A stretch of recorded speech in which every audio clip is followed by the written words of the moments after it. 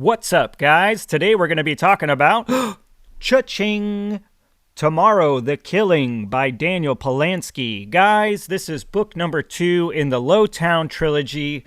And for those that don't know, these books are basically like pulp fantasy, crime noir, low fantasy, whatever you want to kind of classify them as. They're a lot of fun, and I'm really digging what Polansky is doing. Let's get into it. Here in Tomorrow the Killing, Polansky brings us back to Lowtown. Now, for those that don't know, Lowtown is a shitty neighborhood. It's just a filthy, rough and tough place that our main character calls home. Now, our main character is the warden. The warden was once a veteran and he was a very celebrated, decorated kind of guy. But now he's found himself just in the muck. He's a drug dealer here in Lowtown.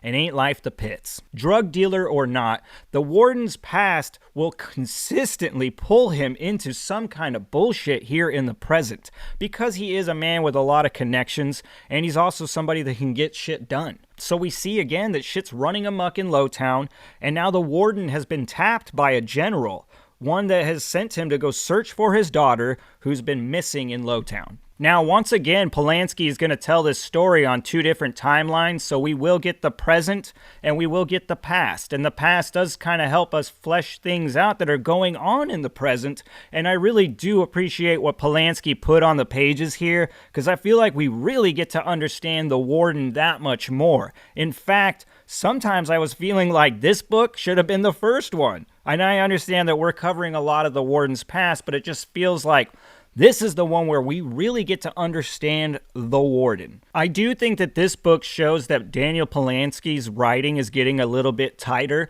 That doesn't mean that you're going to get a different vibe. Those that were really big fans of book 1 are certainly going to enjoy book 2. But you can see a little bit of growth in Daniel Polansky's writing, and especially how he's beginning to flesh things out. They don't feel so loose, and they feel a little bit more alive and breathing. And his action is once again there. I mean, this was one thing that I really enjoyed about book 1 was that visceral, bloody, kind of just guttural action. It's back here again, and especially in these flashbacks, man. This warfare that took place, this whole battle and everything that the warden and everybody went through was hell. And Polansky really paints that picture in all the hellish beauty. I mean, this stuff is really a lot of fun to read for those that are looking for the dark and dastardly. Another thing I really dig that Polansky is doing is just how he's putting off this different vibe. And now these things are like crime noir, pulp kind of stories. So there's a lot of tropes there. And that's what makes up that style of genre, guys. So don't expect to get away from that kind of stuff. But what amazes me is that this is a low fantasy story. And times it just doesn't feel like fantasy. It feels like World War I.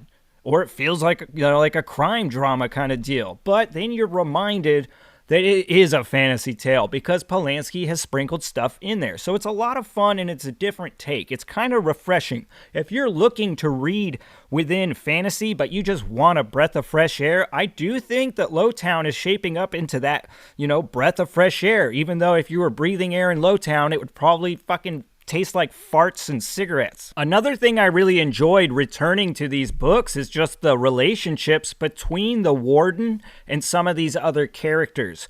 Now, I don't want to say specific names because kind of the way that this series goes, people die. So me just even saying a specific person's name might be a spoiler for book 1. So I'm just going to say there are relationships here that feel genuine, that are heartfelt, and when you have a book that's filled with murder and just downright dirty fucking behavior, these kinds of relationships bring that level of levity and just, kind of like a warm-hearted feeling that you're gonna need along the ride. Now, being objective and trying to pick this book apart, it's actually kind of hard for me to do considering the kind of book that it is, because I think the kind of book that it is, it really hits it out of the goddamn park. So the cons are like very, very subjective. I think what makes this book very appealing could also maybe make it unappealing to some, and that's really in that crime noir feeling.